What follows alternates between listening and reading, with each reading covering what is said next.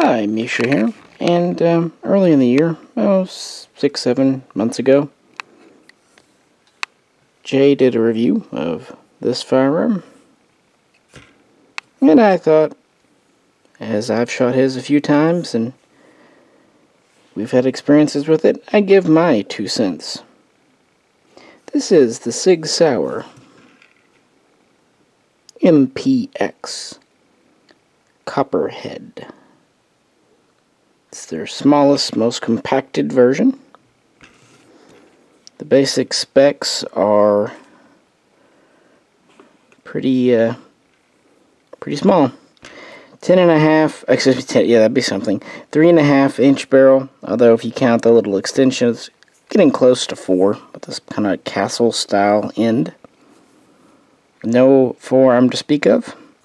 Gas piston bolt rotating system. Pick rail on the top for optics, or sights. Trigger guard is part of the lower, not removable. Standard trigger is just a standard trigger. Upper lower split, no ejection port, no port door. Comes with a kind of a sawed-off type pistol grip, a unique pistol grip, ambidextrous safety. Ambidextrous mag release. Takes generation 2 MPX mags. Comes with a 20 rounder to kind of keep the compact theme going. In the back we have a kind of a Picatinny rail adapter, and on it we have this collapsing arm brace. SIG, of course, has been part of the arm brace thing literally since the beginning, since they helped start it. It does have a QD socket underneath for a sling swivel, which is, I'm a big fan of sling swivels. I like them. Typical AR-15 charging handle. It has latches on either side to be ambidextrous. So, let's cut over to the range with Jay and show some recent footage as he's continued to put miles on his, and then come back and I'll give more of my personal opinion and thoughts. Just kind of a wrap up, just to let you know that we don't just get guns, do a short review, and then never touch them again. Typically, we run them for months on end, and that's that. MPX Copperhead. Held open.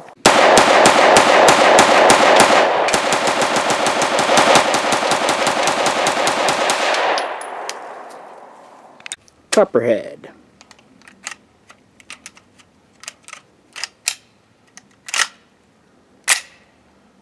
I'm struggling with that one. It's kind of gritty.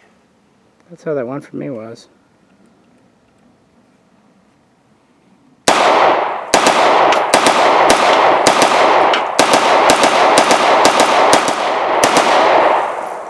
Man, that just thing doesn't hardly recoil at all.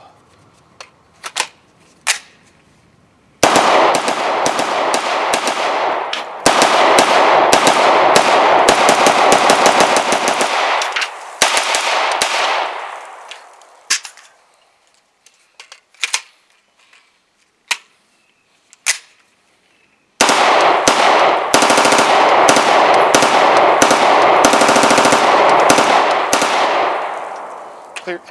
Any rise even on rapid fire? No, not at all. It's awesome.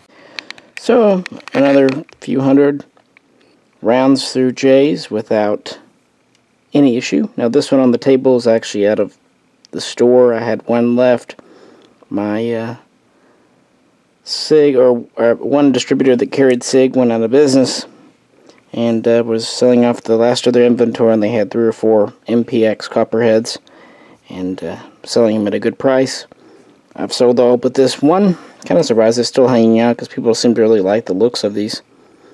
But anyway, I pulled it out of stock. So this is new as they come. No sights. Basically just comes with the 120 round mag.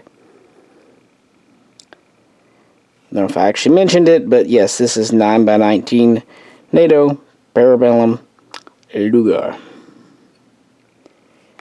And this was SIG's, well, the original MPX was SIG's attempt to kind of capture the MP5 spirit and market. And so they've done, you know how SIG is, they do tons of variations. They've done barrel lengths anywhere from, well, this being the shortest, out to 16 inches for carbines. They've done a 4.5 inch pistol, 7.5 or 8 inch pistol. Yeah, they're SIG. They do a lot. And then they offer barrels. These barrels do come off very easily. They're just held in. Take them out with the tool. I went ahead and extended the arm brace, the knot stock as I like to call them. To extend it, I like the system. You just grab the back and pull it out. You don't actually have to push the button. There is a button that retains it when it's deployed, so to collapse it back, you just push the button and then push in. And if you didn't like the brace, you could just take it off the pick rail in the back.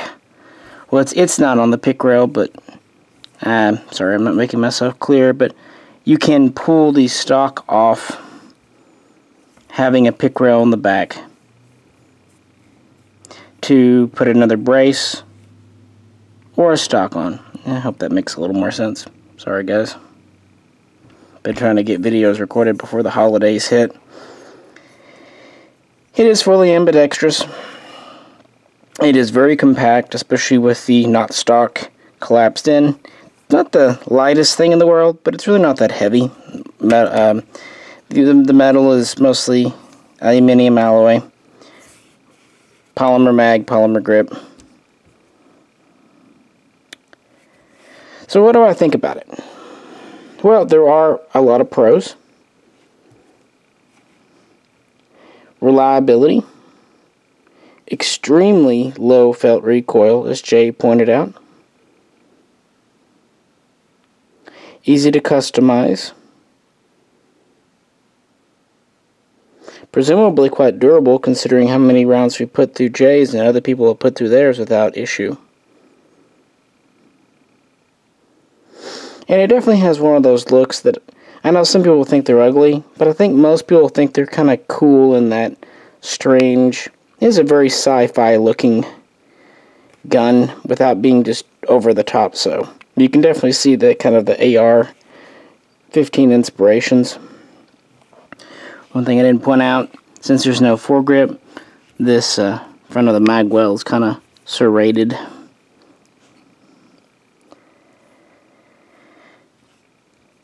Yeah, now there are, and of course nothing's perfect.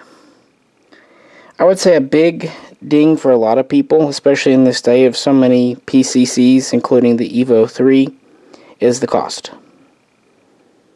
These are $1,400, give or take, guns. Now, you do get the arm brace, but you only get the one mag, and the mags themselves are also quite pricey. And make sure if you do get them, you don't get the Generation 1 mags. They will not work. You need the updated Gen 2. Even the Gen 1s, they don't work in most guns, are $35-40. Gen 2s are at least 50, more often 60 or more. You also don't get sights. And where in Jay's video, he put a Timney trigger in his, which is nice. From the factory, these just come with the standard trigger. And again, the 3.5 inch barrel is not threaded. And, you know, I understand why they didn't do it, because most suppressors would not be reliable or even safe with this short of a barrel. But it does limit your options, of course.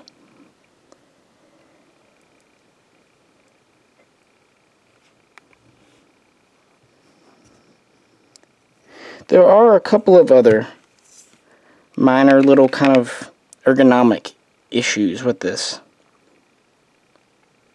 I will show you what I mean. MPX Copperhead. Click. But it didn't. Nope, didn't quite. Not seated. There you go. There you go. Okay, you're gonna have to charge it. Yep. So yeah, I'm pretty used to guns, ARs, AKs. So usually charging a weapon is not a problem for me. Now, I'm not saying I'm the strongest person, far from it, but let's just say I'm used to, how much force it takes. Now, Jay's gun is dirty, so it is giving resistance. It hasn't really ever been detail cleaned, but, that's kind of him trying to see how far he can push it. So it is getting really gritty, as even he pointed out. But even when these are factory new, this is so short back here, and because of the compact size, you've got a pretty strong set of springs back here. So there's a lot of resistance when you go to charge it.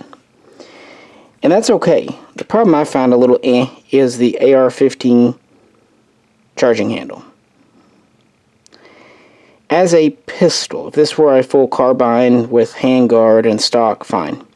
As a pistol, I find charging it to be marvelously awkward. I feel, personal taste, that having a left side charging handle, kind of FAL style, non-reciprocating, where you could just grab it with your offhand and charge it, would be ergonomically better. I know, technical stuff, I'm just giving my opinion. As it is, as you saw in that clip, I fumbled the charge on it. Also, the magwell is very tight. Of course, it's straight in like an AR-15. It's not rock and lock. But it's a very tight magwell, and mags can be very tight. And so, especially when fully loaded on a gun, you can do what I did. You can get it in the catch where it's held in, but not all the way. So when you go to shoot it, the bolt pushes the mag out of the way, and you have a failure. That's not so much an exact problem with this gun. It's just drop-free magwells. It's one place where kind of rock and lock have a bit of an edge. Typically with the rock and lock is either in or it's not in. But people can fumble anything, don't get me wrong. I've seen people mess up rock and locks too by missing the front lug. I'm just pointing out a couple of small things. And having a tight magwell with a tight upper to lower fit and plastic polymer mags only exacerbates it when they're full of 9mm. So yeah, just a couple of little jabs there to have an honest review. But overall, Jay's has been a fun little gun, and usually he will bring it out and I'll shoot a mag or two through it just because. I'm still not super interested because it's not a military gun. It's a little too Buck Rogers or Luke Skywalker-y for me. There was a certain thing said a few months ago that these were developed originally for the military's personal defense weapon trials, the one that the B and T won. But that's, I believe, been pretty thoroughly disproven more recently. This is just something SIG made for the commercial market. And that's fine. There's absolutely nothing wrong. So if I can do this on camera. Yeah, see. Once you get it started, it just goes in. There's nothing wrong with making a gun for the commercial market. I even like it, in the sense that I enjoy shooting J's. It's just not what I personally collect. And what these cost, it's not one of those guns I can just buy to indulge myself. You know what I mean? It kind of reminds me back when the Carbon 15s came out through Bushmaster. For some bizarre reason, my father bought one. And I joked with him, and we both called it the Luke Skywalker blaster pistol, because it looked just like the pistol from Empire Strikes Back. I don't know why, it just did. I mean, part of it was during the assault weapons ban, so they had to skeletonize and lighten it as much as possible to meet the minimums. But yeah, and this kind of reminds me of that, but a much better built gun, more reliable. I'm not going to say more practical, but then again, that was a 223 with a 7.5-inch barrel. This is a 9mm with a 3.5-inch barrel, meaning this has as short of a barrel as a subcompact Glock 26. So you're not going to get a lot of extra range and stuff out of it. The real benefit comes from the stability. Your barrel is fixed, it's not moving like it would be on a Glock, and because you can grip it with two hands and use the brace, the effective accuracy could be greater, but mechanically, probably not going to be a lot more accurate than a lot of pistols. On the other hand, it is small. It really is. Certainly following in the footsteps of guns like the Micro Uzi, today Uzi Pro, HK MP5K, or the British Sterling Mark 7. So there's always been short little guns, but this one is just even that little bit much shorter. Anyway, hope you enjoyed this. I just felt like giving my 2 cents since you heard from Jay earlier in the year. If you have any questions or comments, please do post them below. If you could, like, share, and subscribe. And please check out the link if you'd like to help support our Patreon page. We will see you very soon in this new year.